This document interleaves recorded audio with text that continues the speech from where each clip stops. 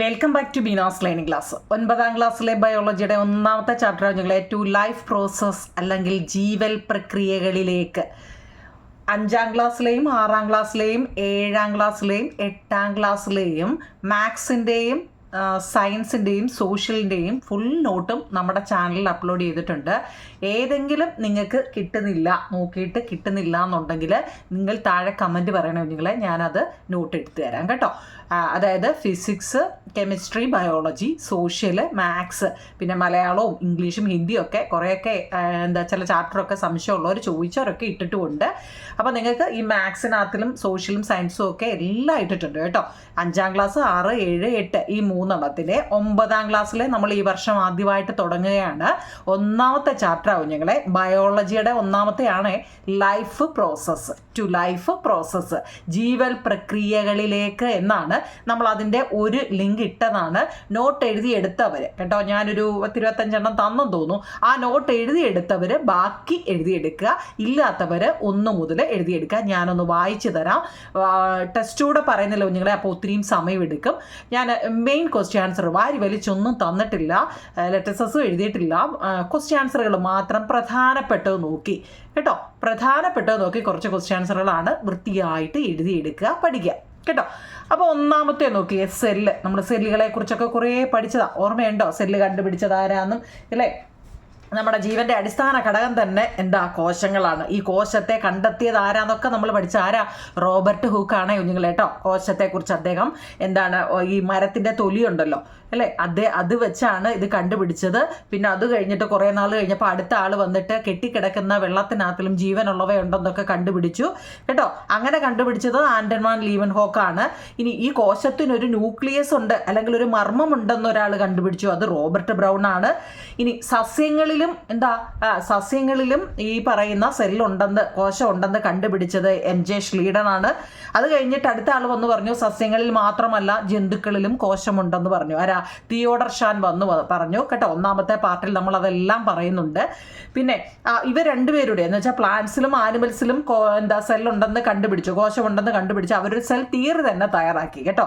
MJ ഷ്ലീഡനും Theodore ഷാനും കൂടി ഒരു cell theorem തന്നെ ആവിഷ്കരിച്ചു കേട്ടോ. കോശ സിദ്ധാന്തം വീണ്ടും ഒന്ന് പുനരാവിഷ്കരിച്ചു. അവർ രണ്ടുപേരുടെ കൊണ്ടുവന്നെങ്കിലും അതിനെ ഒന്നും കൂടെ ഒന്ന് പുനരാവിഷ്കരിച്ച ആളാണ് റുഡോൾഫ് വിർച്ച്യോ എന്ന് പറയുന്ന ആൾ കേട്ടോ. മനസ്സിലാക്കണം കുഞ്ഞുങ്ങളെ. അപ്പം നമുക്ക് പ്രധാനമായിട്ട് പറഞ്ഞിരിക്കുന്നത് സെൽ കണ്ടുപിടിച്ചത് റോബർട്ട് ഹൂക്കാണ് കേട്ടോ. അതിനെക്കുറിച്ചൊക്കെ ഒന്ന് നമ്മൾ ഒന്നാമത്തെ പാർട്ടി വിശദമായിട്ട് പറഞ്ഞതാണ്. അപ്പോൾ എന്താണ് cell? Cell is the smallest structural and functional unit of an organism. കോശം എന്നാൽ എന്തെന്നാണ് മലയാളവും ഇംഗ്ലീഷും എഴുതി വെച്ചതുകൊണ്ട് നിങ്ങൾക്ക് എഴുതിയെടുക്കാൻ എളുപ്പമായിരിക്കും. കുഞ്ഞുങ്ങളെ, ഒരു ജീവിയുടെ ഏറ്റവും ചെറിയ എന്ന് വെച്ചാൽ നമ്മുടെ കണ്ണുകൊണ്ട് നമുക്ക് കാണാൻ പറ്റാത്തത്ര അല്ലേ, എത്ര ട്രില്യൺ കണക്കിന് കോശങ്ങളാണ് നിങ്ങളുടെ ടെസ്റ്റിൻ്റെ സൈഡിൽ അത് എഴുതി വെച്ചിട്ടുണ്ട്. നമ്മുടെ മനുഷ്യ ശരീരത്തിൽ ഏതാണ്ട് മില്യണും അല്ല ട്രില്യൺ കണക്കിന് കേട്ടോ. ഒരു ജീവിയുടെ ഏറ്റവും ചെറിയ ഘടനാപരവും പ്രവർത്തനപരവുമായ യൂണിറ്റിനെയാണ് കോശമെന്ന് പറയുന്നത്. ഓക്കെയാണോ? ഈ സെൽ ബയോളജി ഉണ്ട് എന്ന് വെച്ചാൽ cell biology is the study of a cell. സെല്ലുകളെ കുറിച്ച് പഠിക്കുന്നതിനെ ചിലപ്പോൾ 1 മാർക്കിനൊക്കെ ചോദിക്കാം. സെല്ലുകളെ കുറിച്ച് പഠിക്കുന്നതിനെ സെൽ ബയോളജി എന്നാണ് പറയുന്നത്. It is very broad and involving branch of science. കോശവിജ്ഞാനീയം എന്നാണ് അതിൻ്റെ മലയാളം കേട്ടോ. കോശങ്ങളെ കുറിച്ചുള്ള പഠനശാഖയെ കോശവിജ്ഞാനീയം എന്നാണ് പറയുന്നത്. ഈ എഴുതി വെച്ചേക്കുന്നത് വായിക്കാൻ ബുദ്ധിമുട്ടുണ്ടെങ്കിൽ അല്ലെങ്കിൽ ഞാൻ പറയുന്നത് നിങ്ങൾക്ക് ഒരു അരോചകമായിട്ട് തോന്നുന്നുണ്ട്, എന്തായാലും നോട്ടുണ്ട്, നോക്കുക കേട്ടോ. കേൾക്കുകയും നോക്കിയൊക്കെ കേട്ടോ. എന്തെങ്കിലും സംശയം ഉണ്ടെങ്കിൽ കമൻറ്റ് പറ, ഏതെങ്കിലും ഡൗട്ട് ഉണ്ടെങ്കിൽ പറ കേട്ടോ. അതിനല്ലേ കമൻറ്റ് ബോക്സ് വെച്ചിരിക്കുന്നത് കേട്ടോ. ഇനി നോക്കൂ നിങ്ങളെ, 3ാമത്തെ സൈൻ ഓഫ് ലിവിങ് തിങ്സ് എന്ന് വെച്ചാൽ ജീവനുള്ളവയുടെ ലക്ഷണങ്ങൾ എന്തെല്ലാമാണ് നമുക്കറിയാം. ജീവനുള്ളവയുടെ ലക്ഷണങ്ങൾ എന്തൊക്കെയാണ് നമുക്കറിയാം അല്ലേ. ജീവനുണ്ടെങ്കിൽ അവ മൂവ്മെൻറ്റ് ചെയ്യുന്നുണ്ട് അല്ലേ, ചലിക്കുന്നുണ്ട്, റിയാക്ഷൻ പ്രതികരിക്കുന്നുണ്ട്, റെസ്പിറേഷൻ ശ്വസനം നടത്തുന്നുണ്ട്, ഗ്രോത്ത് വളരുന്നുണ്ട്, റീപ്രൊഡക്ഷൻ പ്രത്യുൽപാദനം നടത്തുന്നുണ്ട് അല്ലേ. സൈൻ ഓഫ് ലിവിങ് തിങ്സ്, ജീവനുള്ളവയുടെ ലക്ഷണങ്ങൾ എന്നാൽ എന്താവും നിങ്ങളെ? ചലനമുണ്ട്, പ്രതികരണമുണ്ട്, ശ്വസനമുണ്ട്, വളർച്ചയുണ്ട്, പ്രത്യുൽപാദനം തുടങ്ങിയവയൊക്കെ ഉണ്ടെങ്കിൽ ആണെങ്കിൽ അതിന് ജീവനുണ്ടെന്ന് നമുക്ക് മനസ്സിലാക്കാം അല്ലേ. ലിവിങ് തിങ്സ് ആണ്. അപ്പം നോൺ ലിവിങ് തിങ്സ് എന്താണ്? ചലനമില്ലാത്ത നമ്മുടെ കല്ല്, ബെഞ്ച്, ഡെസ്ക്, പേന, പെൻസിൽ, ഇതെല്ലാം എന്താണ്? നോൺ ലിവിങ് തിങ്സുമാണ് അല്ലേ. ജീവനുള്ളവ എന്താണെന്നും ജീവനില്ലാത്ത എന്താണെന്നും നമ്മൾ കുഞ്ഞിലെ മുതലേ പഠിക്കുന്നു. ഓക്കെ ആണല്ലോ. 4ാമത്തെ എന്താണ്? Structural and vital functions unit of life. ജീവന്റെ ഘടനാപരവും, നമ്മൾ 1ാമത് പറഞ്ഞു, ഒരു ജീവന്റെ ഘടനാപരവും ജീവധർമ്മപരവുമായ അടിസ്ഥാന ഘടകം എന്ന് ചോദിച്ചാൽ ഒരു മാർക്കിന് ചോദിക്കാൻ കഴിഞ്ഞാൽ കോശങ്ങൾ. എന്താണ് സെല്ലെന്ന് ചോദിച്ചാൽ എഴുതണം കേട്ടോ. Cell is the smallest structural and functional unit of an organism എന്ന് പറയാം അല്ലേ. ഇല്ലെങ്കിൽ എന്താ? Structural and vital functional unit of life. എങ്ങനെ വേണമല്ലോ നിങ്ങൾക്ക് അതിനെ എഴുതാം. എന്താണ് സെൽ, എന്താണ് കോശങ്ങൾ, അറിയാമല്ലോ. 5ാമത്തത് through genetic engineering Cambridge researchers artificially created which organism. ചോദ്യം നല്ലപോലെ കേൾക്കണേ കുഞ്ഞുങ്ങളെ, കാണാൻ പറ്റുന്നുണ്ടല്ലോ. Through genetic engineering Cambridge researchers artificially created which organism. ഈ കോളിന്ന് COLI കേട്ടോ. ഈ കോളി ടൈപ്പ് ബാക്ടീരിയ, അതായത് കേംബ്രിഡ്ജിലെ ഗവേഷകര് ജനിതക എഞ്ചിനീയറിങ്ങിലൂടെ കൃത്രിമമായിട്ട് നിർമ്മിച്ചത് ഏത് ജീവിയെയാണ് കേട്ടോ? ഈ കോളി എന്ന തരം ഒരു ബാക്ടീരിയയാണ് കേട്ടോ കുഞ്ഞുങ്ങളെ. ഈ കോളി COLI ആണ് സ്പെല്ലിങ് കറക്റ്റ് അറിയണേ. കേംബ്രിഡ്ജ് ഗവേഷകര് ജനിതക എഞ്ചിനീയറിങ്ങിലൂടെ കൃത്രിമമായിട്ട് നിർമ്മിച്ചത് ഏത് ജീവിയെയാണെന്ന് ചോദിച്ചാൽ ഏതാണ്? ഈ കോളി. മറക്കല്ലേ, ഈ കോളി. ഓക്കെ ആണോ? 5 എണ്ണം നല്ലപോലെ അറിയാവേ. അടുത്തത് 6ാമത്തെ ചോദ്യം, വാട്ട് ഈസ് ബയോമോളിക്കുൾസ്. ഇതും വളരെ ഇമ്പോർട്ടൻ്റ് ആണ് കേട്ടോ. എന്താണ് ബയോമോളിക്കുൾസ്? അതിൻ്റെ മലയാളവും അങ്ങനെ തന്നെയാണ്. എന്താ?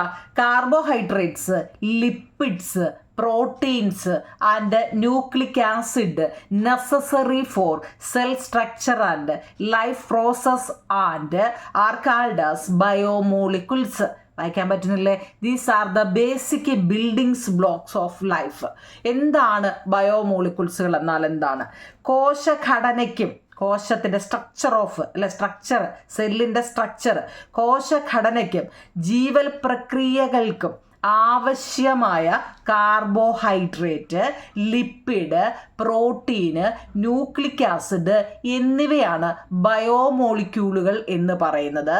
ഇവ ജീവന്റെ അടിസ്ഥാന നിർമ്മാണ ഘടകങ്ങളാണ്. There are the basic building block of life. ജീവന്റെ അടിസ്ഥാന നിർമ്മാണ ഘടകങ്ങളാണ്. വായിക്കാൻ പറ്റുന്നുണ്ടോ? Carbohydrates, lipids, proteins and nucleic acids necessary for cell structure and life process and are called as biomolecules. These are the basic building block of life. കോശഘടനയ്ക്കും ജീവൽ പ്രക്രിയകൾക്കും ആവശ്യമായ carbohydrate, lipid, protein, nucleic acid എന്നിവയാണ് ബയോമോളിക്യൂളുകൾ. ഇവ ജീവന്റെ അടിസ്ഥാന നിർമ്മാണ ഘടകങ്ങളാണ്. എഴുതാൻ പറ്റുമല്ലോ. അടുത്തത് എക്സാമ്പിൾസ് ഫോർ ബയോമോളിക്കുൾസ്. ബയോമോളിക്കുൾസിന് example carbohydrates, lipid, protein, nucleic acid. ടെസ്റ്റിൽ അത് നല്ല വിശദമായിട്ട് ബോക്സ് ഇട്ടൊക്കെ നല്ല വരച്ച് കാണിച്ചിട്ടുണ്ട്. എക്സാമ്പിൾസ് ഫോർ ബയോമോളിക്കുൾസ് ഏതൊക്കെയാണ്? Carbohydrates, lipid, protein, nucleic acid. എൻ്റെ മലയാളവും ഉണ്ട്, ഇംഗ്ലീഷും ഉണ്ട് കേട്ടോ. ഈ കാർബോഹൈഡ്രേറ്റ്സിനകത്തിൽ ഏതൊക്കെ വരുന്നത്? Glucose, fructose, sucrose, starch, cellulose. വായിക്കാൻ പഠിക്കണം കുഞ്ഞിൽ. ഇതൊക്കെ നിങ്ങൾ ആദ്യമായിട്ടാണ് കേൾക്കുന്നതെങ്കിൽ അതിൻ്റെ മലയാളവും ഇംഗ്ലീഷും ഉണ്ട്. ഗ്ലൂക്കോസ് നമ്മൾ കേട്ടിട്ടുണ്ട് അല്ലേ. ഈ ഫ്രക്ടോസ് നിങ്ങൾ ആദ്യമായിട്ട് കേൾക്കുമായിരിക്കും അല്ലേ. Fructose, sucrose, starch, cellulose. ഇനി ലിപ്പിഡിലാണ് ഫാറ്റ്സും ഓയിൽസും ഒക്കെ വരുന്നത് കേട്ടോ. കൊഴുപ്പും എണ്ണയൊക്കെ ലിപ്പിഡ്സിലാണ്. പ്രോട്ടീൻസിലോ എൻസൈംസ്, ഹോർമോണ്, ആൻറ്റിബോഡീസ്. പ്രോട്ടീനകത്തിൽ വരുന്ന ഏതൊക്കെയാണ്? എൻസൈമുകൾ, ഹോർമോണുകൾ, ആൻറ്റിബോഡീസ്. ന്യൂക്ലിക് ആസിഡിലോ DNA-യും RNA. ഇത് കൂടാതെ വിറ്റാമിനുകൾ, അമിനോ ആസിഡുകൾ, haemoglobin, lactose, maltose, fatty acid മുതലായവയും ബയോമോളിക്കുൾസിന് എക്സാമ്പിളാണ് കേട്ടോ.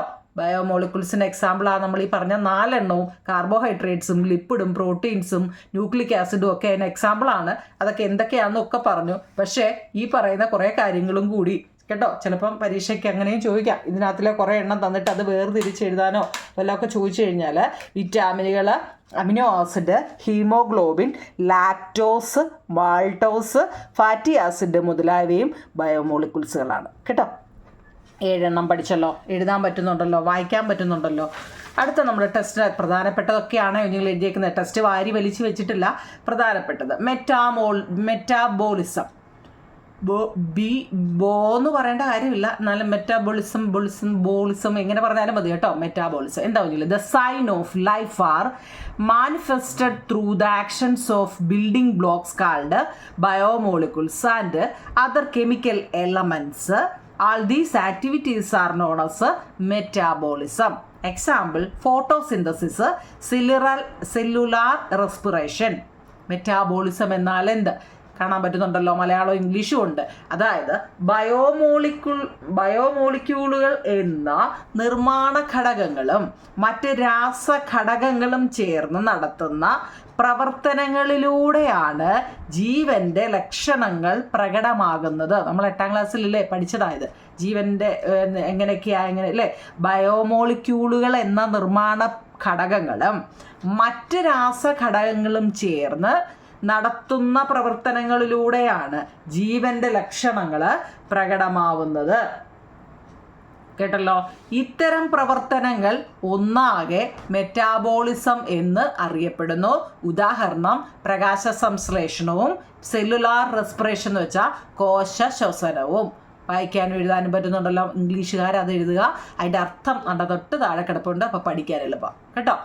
ഓക്കെ കുഞ്ഞുങ്ങളെ, അങ്ങനെയാണെങ്കിൽ മെറ്റാബോളിസം 2 വിധമുണ്ട്. ഈ മെറ്റാബോളിസം 2 വിധമുണ്ട്. പേര് നല്ലപോലെ നോക്കണേ. അനാബോളിസവും കാറ്റാബോളിസവും. പേര് നല്ലപോലെ നോക്കിയോ കുഞ്ഞുങ്ങളെ. കേട്ടോ. അനാബോളിസവും കാറ്റാബോളിസവും കേട്ടോ.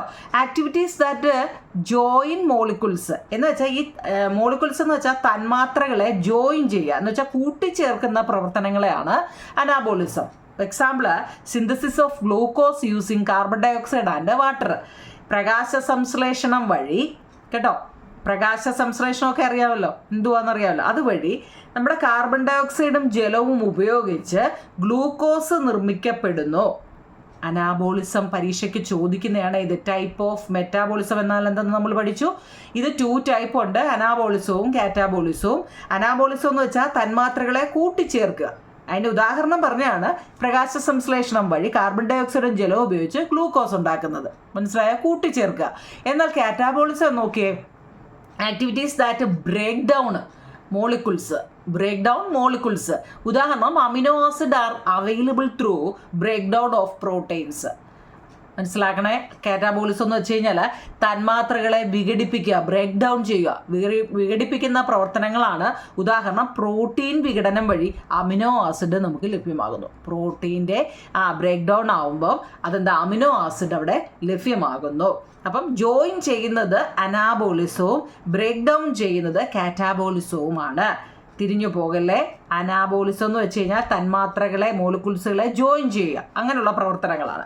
പക്ഷേ കാറ്റാബോളിസം എന്ന് വെച്ച് കഴിഞ്ഞാൽ അവിടെ ബ്രേക്ക് ഡൗൺ ആണ്. അത് രണ്ടുകൂടെ തിരിഞ്ഞു പോകരുത്. ഒരൊറ്റ വാക്കേ ഉള്ളൂ, പക്ഷേ 2-3 മാർക്കൊക്കെയാണ് കേട്ടോ. മലയാളംകാർ ഇംഗ്ലീഷുകാർ അവനവൻ്റെ എഴുതിയെടുക്കുക. മനസ്സിലാക്കണേ. 9.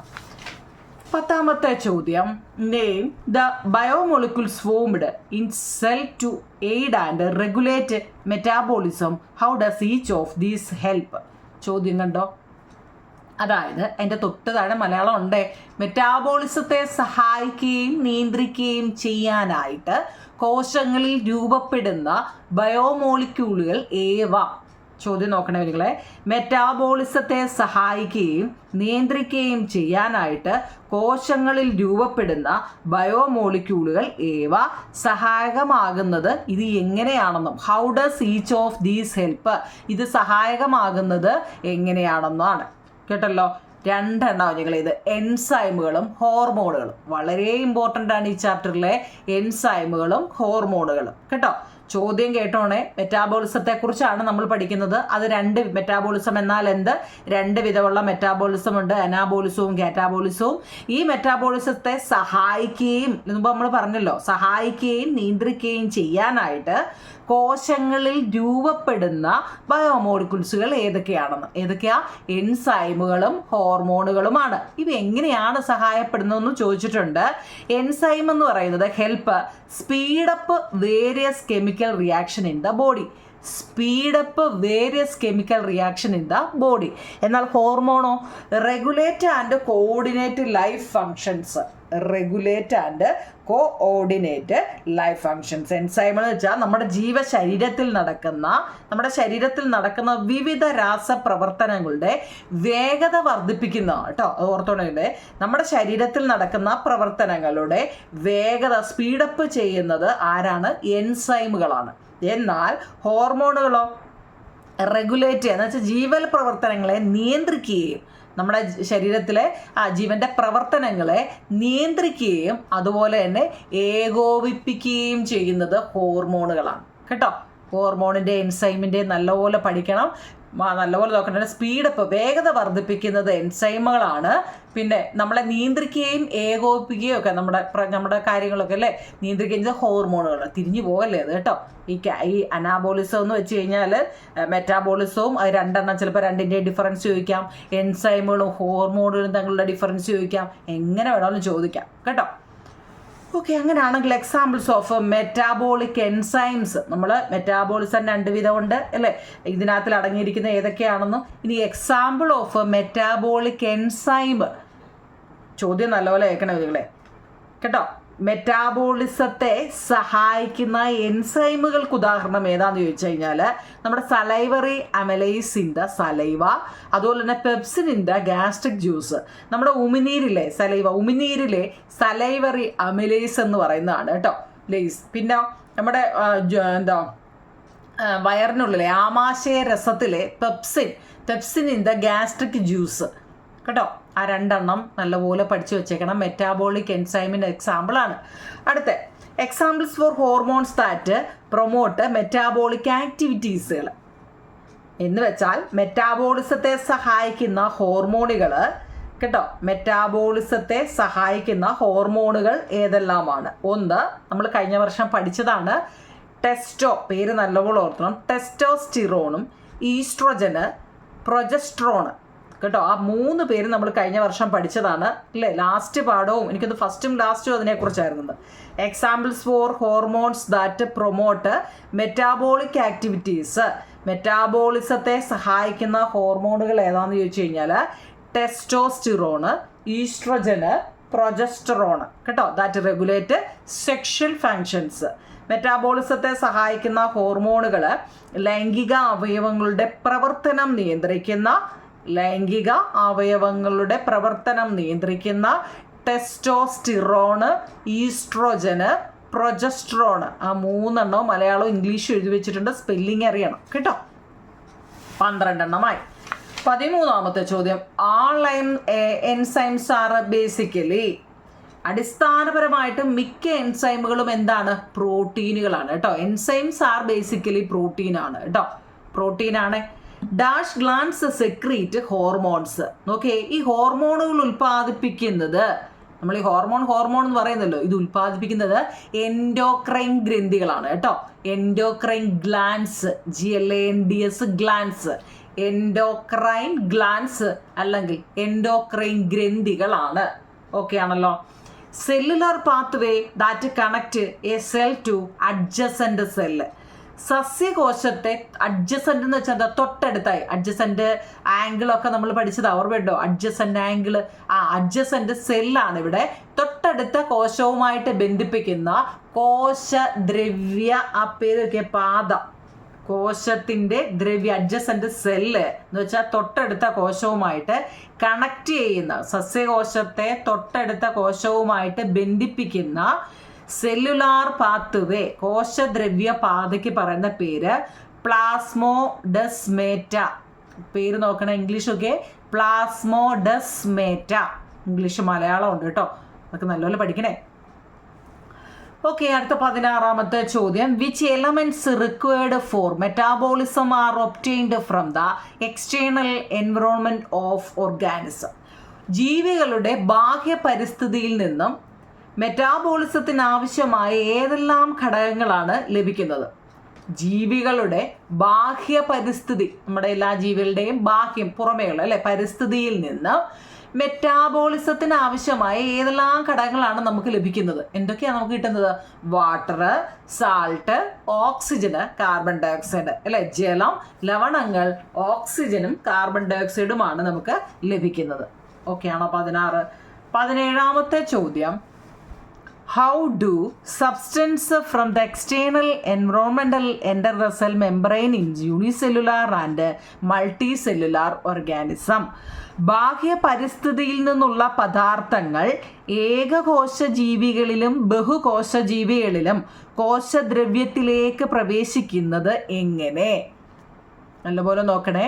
ബാഹ്യ പരിസ്ഥിതിയിൽ നിന്നുള്ള പദാർത്ഥങ്ങൾ ഏകകോശ ജീവികളിലും ബഹുകോശ ജീവികളിലും കോശദ്രവ്യത്തിലേക്ക് പ്രവേശിക്കുന്നത് എങ്ങനെ? അത് വളരെ പ്രധാനപ്പെട്ട ഒരു ചോദ്യമാണ് കേട്ടോ. എങ്ങനെയാ? അതിൻ്റെ ഒരു 3 സെൻറ്റൻസ് ആണ്ടേ 3 വീതം എഴുതണം കേട്ടോ. അത് 2ഉം 3ഉം മാർക്കിനൊക്കെ ചോദിക്കുന്നതാണ്. അതുകൊണ്ട് 3 വരിയൊക്കെ എഴുതണം.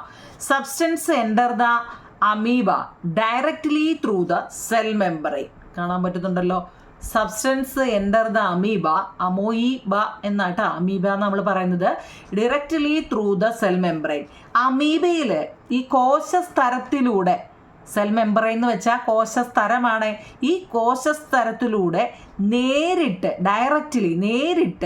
പദാർത്ഥങ്ങൾ സബ്സ്റ്റൻസ് പ്രവേശിക്കുന്നു. Substance enter the amoeba directly through the cell membrane. Amoeba എന്താ? സിംഗിൾ സെൽ ഓർഗാനിസം ആണ് അമീബ. ഈ അമീബയിൽ കോശസ്തരത്തിലൂടെ, അതിൻ്റെ കോശത്തിലൂടെ, ഒരു സെല്ലേ ഉള്ളൂ അമീബയ്ക്ക് കേട്ടോ അല്ലേ. ഏകകോശ ജീവിയല്ലേ അമീബ, സിംഗിൾ സെൽ ഓർഗാനിസം അല്ലേ. കോശസ്തരത്തിലൂടെ നേരിട്ട് പദാർത്ഥങ്ങൾ പ്രവേശിക്കുന്നു. 2. Substance from the external environment reach the intercellular fluid and then enter through the cell membrane. ഒത്തിരിയായിട്ട് തോന്നുന്നുണ്ടോ? 2ാമത്തെ നോക്കിയേ. Substance from the external environment കേട്ടോ reach the intercellular fluid and enter through the cell membrane. എന്ന് വെച്ചാൽ നമ്മുടെ ബാഹ്യ പരിസ്ഥിതിയിൽ നിന്നുള്ള പദാർത്ഥങ്ങൾ, പുറമേയുള്ള പരിസ്ഥിതിയിൽ നിന്നുള്ള പദാർത്ഥങ്ങൾ എന്തൊക്കെയാണെന്ന് മുമ്പ് നമ്മൾ പറഞ്ഞു. ഏതൊക്കെയാ? വാട്ടർ, സാൾട്ട് അല്ലേ, മുമ്പ് പറഞ്ഞു. ഓക്സിജനും കാർബൺ ഡൈ ഓക്സൈഡും ഒക്കെ വെളിയിൽ നിന്നുള്ളതാണ്, എക്സ്റ്റേണൽ അല്ലേ. അപ്പോൾ ഇതിൽ നിന്നുള്ള പദാർത്ഥങ്ങൾ ജന്തുക്കളുടെ ആന്തര പരിസ്ഥിതിയായ കോശങ്ങൾക്കിടയിലെ ദ്രവ്യത്തിൽ എത്തിച്ചേരുകയും അത് കോശസ്തരത്തിലൂടെ പ്രവേശിക്കുകയും ചെയ്യുന്നു എന്നാണ് പറയുന്നത്. മനസ്സിലാക്കണേ. എന്നാൽ ഇൻ പ്ലാന്റ്സ്, സസ്യങ്ങളിലോ, substance enter through the cell wall in intercellular space the cytoplasmic pathway called മുമ്പ് നമ്മൾ പറഞ്ഞല്ലേ, plasmodesmata and the plasma membrane. എന്താ പറഞ്ഞാൽ നമ്മുടെ ഈ സസ്യങ്ങളിൽ കോശഭിത്തിയിലൂടെ, കോശത്തിൻ്റെ ഭിത്തി, സെൽ വാള്, കോശഭിത്തിയിലൂടെയും കോശങ്ങൾക്കിടയിലെ അതിൻ്റെ സ്ഥലങ്ങളിലൂടെയും ഈ പ്ലാസ്മോഡസ്മേറ്റ എന്ന കോശദ്രവ്യ പാതയിലൂടെയും പ്ലാസ്മ സ്തരത്തിലൂടെയും പദാർത്ഥങ്ങൾ പ്രവേശിക്കുന്നു. ഏതൊക്കെ തരത്തിൽ ഇത് പ്രവേശിക്കുന്നു എന്നാണ് നമ്മളോട് ചോദിച്ചിരിക്കുന്നത് അല്ലേ. ബാഹ്യ പരിസ്ഥിതിയിൽ നിന്നുള്ള പദാർത്ഥങ്ങൾ, ബാഹ്യ പരിസ്ഥിതിയിൽ നിന്നുള്ള വാട്ടറും സാൾട്ടും ഓക്സിജനും കാർബൺ ഡൈ ഓക്സൈഡുമാണ് ഈ ബാഹ്യ പരിസ്ഥിതിയിൽ നിന്ന് കിട്ടുന്നത്. ഇത് നമ്മുടെ ഏകകോശ ജീവി, സിംഗിൾ സെല്ലുലാർ ഓർഗാനിസം അല്ലെങ്കിൽ യൂണിസെല്ലുലാറിനെ അല്ലേ സിംഗിൾ എന്ന് പറഞ്ഞത്. യൂണിസെല്ലുലാറും മൾട്ടി സെല്ലുലാർ ഓർഗാനിസത്തിന് കോശദ്രവ്യത്തിലേക്ക് പ്രവേശിക്കുന്നത് എങ്ങനെയാണെന്നാ ചോദിച്ചത്. സിംഗിൾ സെല്ലെന്ന് വെച്ചാൽ എന്താ? ഒറ്റ കോശമുള്ളതാവും നിങ്ങളെ. അമീബ ഒരു കോശമുള്ള ഏകകോശ ജീവിയാണ്. ഈ അമീബയിൽ ഇത് പ്രവേശിക്കുന്നത് അതിൻ്റെ കോശസ്തരത്തിലൂടെ നേരിട്ട് പദാർത്ഥങ്ങൾ എത്തിക്കുകയാണ്. എന്നാൽ ജന്തുക്കളിലോ, ബാഹ്യ പരിസ്ഥിതിയിൽ നിന്നുള്ള പദാർത്ഥങ്ങൾ ജന്തുക്കളുടെ ആന്തര പരിസ്ഥിതിയായ കോശങ്ങൾക്കിടയിലെ ദ്രവ്യത്തിൽ അത് എത്തിച്ചേരുകയും അത് കോശസ്തരത്തിലൂടെ പ്രവേശിക്കുകയുമാണ് ചെയ്യുന്നത്. എന്നാൽ സസ്യങ്ങളിലോ കോശഭിത്തിയിലൂടെയും കോശങ്ങൾക്കിടയിലെ സ്ഥലങ്ങളിലൂടെയും ഈ പ്ലാസ്മോഡസ്മേറ്റ എന്ന് പറയുന്ന കോശദ്രവ്യ പാതയിലൂടെയും പ്ലാസ്മ സ്തരത്തിലൂടെയും ഒക്കെ ഈ പദാർത്ഥങ്ങൾ പ്രവേശിക്കുന്നുണ്ട്. പുകഞ്ഞു പോയോ? ഇച്ചിരി സമയമെടുത്ത് സമാധാനത്തെ പഠിക്കണം. ഇതിൻ്റെ എല്ലാം പടം നമ്മുടെ ടെസ്റ്റിൽ കിടപ്പുണ്ട്. അപ്പം നിങ്ങളിപ്പോൾ ഞാൻ പറയാം പ്ലാസ്മോഡസ്മേറ്റ എന്താ, അല്ലേ? സെൽ വാൾ എന്താ, സെൽ മെംബ്രെയിൻ എന്താ, അമീബ, എല്ലാത്തിനെ കുറിച്ച് പഠനം നമ്മുടെ ടെസ്റ്റിൽ കൊടുത്തിട്ടുണ്ട്. അമീബയുടെയൊക്കെ നമ്മൾ കുഞ്ഞിലെ മുതലേ കാണുന്നതല്ലേ. ഓക്കെ, അത് നല്ലപോലെ പഠിക്കണം കേട്ടോ. ഇത് നോട്ട് മാത്രമേ ഉള്ളൂ. ഞാൻ ടെസ്റ്റ് കൂടെ വെച്ച് പറയുമ്പോൾ നമുക്ക് ഒരുപാട് സമയം പോകും. ഓക്കെ, അടുത്തത് സമസ്ഥിതി പാലനം എന്നാൽ എന്ത്? വെറൈറ്റി പേരാ അല്ലേ? സമസ്ഥിതി പാലനം അല്ലെങ്കിൽ ഹോമിയോസ്റ്റാസിസ് കേട്ടോ, പേര് നോക്കിയേ. Keeping the compositions of the environment constant is called എന്താ? ഹോമിയോസ്റ്റാസിസ്. ആന്തര പരിസ്ഥിതിയുടെ ഘടക സ്ഥിരമായിട്ട് നിലനിർത്തുന്നതിനെ സമസ്ഥിതി പാലനം എന്ന് പറയുന്നു. ആന്തര പരിസ്ഥിതി അല്ലെ, ബാഹ്യവും ആന്തരവും ഇല്ലേ? ഈ ആന്തര പരിസ്ഥിതിയുടെ ഘടന സ്ഥിരമായിട്ട് നിലനിർത്തുന്നതിനെ സമസ്ഥിതി പാലനം എന്ന് പറയുന്നു. ഒറ്റ വരിയേ ഉള്ളൂ കേട്ടോ. അടുത്ത major components of plasma membrane ഏതാ? കോശസ്തരം അല്ലേ? അതിന് വേറെയും പേരുണ്ട്, ഓർമ്മയുണ്ടോ? Major components of plasma membrane ഏതൊക്കെയാണ്? കോശസ്തരത്തിലെ മുഖ്യ ഘടകങ്ങൾ എന്ന് വെച്ചാൽ പേര് നോക്കിയേ, ഫോസ്ഫോലിപ്പിഡ് പാളികളും പ്രോട്ടീനുകളും. ലിപ്പിഡ് ഉണ്ടോ? Phospholipid layers and proteins. Phospholipid പാളികളും പ്രോട്ടീനുകളും കേട്ടോ. ഒരു മാർക്കിനാണെങ്കിൽ ഈ പേരൊന്ന് പഠിച്ചു വെച്ചേക്കണം. എല്ലാവരും വെറൈറ്റി പേരുകളാണ് അല്ലേ? ഓക്കെ, 19. അടുത്ത 20ാമത്തെ ചോദ്യം. The reasons why the cell മെംബ്രെയിൻ്റെ വേറൊരു പേരാണ് പ്ലാസ്മ മെംബ്രെയിൻ. പറഞ്ഞില്ലായിരുന്നോ? പ്ലാസ്മ മെംബ്രെയിൻ എന്ന് വെച്ച് കഴിഞ്ഞാൽ സെൽ മെംബ്രെയിൻ കോശസ്തരത്തിൻ്റെ വേറൊരു പേരാണ് കുഞ്ഞുങ്ങളെ പ്ലാസ്മ മെംബ്രെയിൻ. കുഞ്ഞിലെ മുതലേ നമ്മൾ പഠിക്കുന്നതുകൊണ്ടാണ് ഞാൻ ചോദിച്ചത്. അഥവാ മറന്നു പോയിട്ടുണ്ടെങ്കിൽ സെൽ മെംബ്രെയിൻ എൻ്റെ വേറൊരു പേരാണ് പ്ലാസ്മ മെംബ്രെയിൻ കേട്ടോ. The reasons why the cell membrane and plasma membrane where metabolism take place is called selectively permeable membrane. Permeable കേട്ടോ, അതായത് പദാർത്ഥ വിനിമയം നടക്കുന്ന കോശസ്തരത്തെ അല്ലെ പ്ലാസ്മ സ്തരത്തെ വർണ്ണധാര്യ സ്തരം പെർമിയബിൾ മെംബ്രെയിൻ, വർണ്ണധാര്യ സ്തരം എന്ന് പറയാൻ കാരണം എന്താണ്? ചോദ്യം ഒരു വെറൈറ്റി അല്ലേ? എന്താ? Only certain molecules can pass through the plasma membrane. Plasma സ്തരത്തിലൂടെ ചില പ്രത്യേക തന്മാത്രകൾക്ക് മാത്രമേ കടന്നു പോകാൻ കഴിയുകയുള്ളൂ. ഓർത്തോണേ, പ്ലാസ്മ സ്തരത്തിലൂടെ അല്ലെങ്കിൽ സെൽ മെംബ്രെയിൻ അല്ലേ, അതിലൂടെ എന്താ ചില പ്രത്യേക മോളിക്യൂൾസ് അല്ലെങ്കിൽ തന്മാത്രകൾക്ക് മാത്രമേ കടന്നു പോകാൻ കഴിയുകയുള്ളൂ എന്നുള്ളതാണ് ഇതിൻ്റെ പ്രത്യേകത കേട്ടോ. അടുത്ത process that facilitate transport of materials across cell membrane. കോശസ്തരത്തിലൂടെയുള്ള പദാർത്ഥ വിനിമയത്തിന് സഹായകമായ പ്രക്രിയകൾ എന്തെല്ലാം? ഇത് 2 മാർക്കിൻ്റെ വളരെ ഇമ്പോർട്ടൻ്റ് ഒരു ചോദ്യമാണ്. കോശസ്തരത്തിലൂടെ സെൽ മെംബ്രെയിൻ, അതിലെ പദാർത്ഥ വിനിമയത്തിന് കേട്ടോ, മെറ്റീരിയൽസ് ട്രാൻസ്പോർട്ട്, പദാർത്ഥ വിനിമയത്തിന് സഹായകമായ പ്രക്രിയകൾ എന്തെല്ലാം? 1 ഓസ്മോസിസ്, പേര് പഠിച്ചോണേ കുഞ്ഞുങ്ങളെ. 2 diffusion. 3 facilitated. 4 diffusion and active transport കേട്ടോ. ഡിഫ്യൂഷൻ 2 കൊടുത്തേക്കുന്നത്. Diffusion and active transport. 1 osmosis, diffusion, facilitated diffusions. അതൊറ്റ വാക്കാട്ടോ, അതാണ് osmosis, diffusion, facilitated diffusion and active transport കേട്ടോ. ഇതിൻ്റെ മലയാളവും ഇത് തന്നെയാണ്. ഓക്കെ, എന്തായി ഓസ്മോസിസ്? നമ്മളിപ്പോൾ ഓസ്മോസിസ് കുറേ വട്ടം പറയില്ല. എന്താ osmosis? Is the process by which water molecules move from their higher concentration to low concentration across a semi permeable membrane. It does not require energy. Osmosis is the process by which water molecules move from their higher concentrations to low concentration across a semi-permeable membranes. It does not require energy. ജല തന്മാത്രകൾ കേട്ടോ. Water molecules എന്ന് വെച്ചാൽ എന്താ? ജല തന്മാത്രകൾ അവയുടെ ഗാഢത കൂടിയ ഭാഗത്ത് നിന്നും, വെള്ളത്തുള്ളികളില്ലേ, അവയുടെ ഗാഢത കൂടിയ ഭാഗത്തു നിന്നും അതിൻ്റെ കുറഞ്ഞ ഭാഗത്തേക്ക് അർദ്ധധാര്യ സ്തരത്തിലൂടെ എന്താ അർദ്ധതാര്യ സെമി പെർമിയബിൾ മെമ്പറൈൻ എന്ന് വെച്ച് കഴിഞ്ഞാൽ അർദ്ധതാര്യ സ്തരത്തിലൂടെ സഞ്ചരിക്കുന്ന പ്രക്രിയയാണ് ഓസ്മോസിസ് എന്ന് പറയുന്നത്. ഇതിന് ഊർജത്തിൻ്റെ ആവശ്യമേ ഇല്ല കേട്ടോ. It does not require energy. ഇതിന് എന്താ നമുക്ക് ഈ പറയുന്ന പോലെ ഇതിന് ഊർജത്തിൻ്റെ ആവശ്യമൊന്നും എനർജിയുടെ ആവശ്യമില്ല. മനസ്സിലാക്കണേ കുഞ്ഞുങ്ങളെ. ഓസ്മോസിസ് ഒക്കെ 2 മാർക്കിൻ്റെ ചോദ്യമാണ്. ജലതന്മാത്രകൾ അവയുടെ ഗാഢത കൂടിയ ഭാഗത്ത് നിന്നും കുറഞ്ഞ ഭാഗത്തേക്ക് അർദ്ധതാര്യം എന്ന് വെച്ചാൽ കുറച്ച് പകുതിക്കൊക്കെ എന്ന് പറഞ്ഞില്ല, അർദ്ധതാര്യ സ്തരത്തിലൂടെ സഞ്ചരിക്കുന്ന പ്രക്രിയയാണ് ഓസ്മോസിസ് എന്ന് പറയുന്നത്. ഇതിന് ഊർജത്തിൻ്റെ ആവശ്യം ഇല്ല. 22 എണ്ണമായി. അടുത്ത, what is the reasons why cell in salt water shrink and dried grapes soaked in fresh water becomes weld?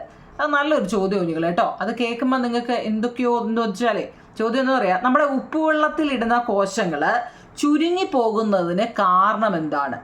ഉപ്പുവെള്ളത്തിലിടുന്ന കോശങ്ങൾ ചുരുങ്ങിപ്പോകുന്നതിന് കാരണം എന്താണ്?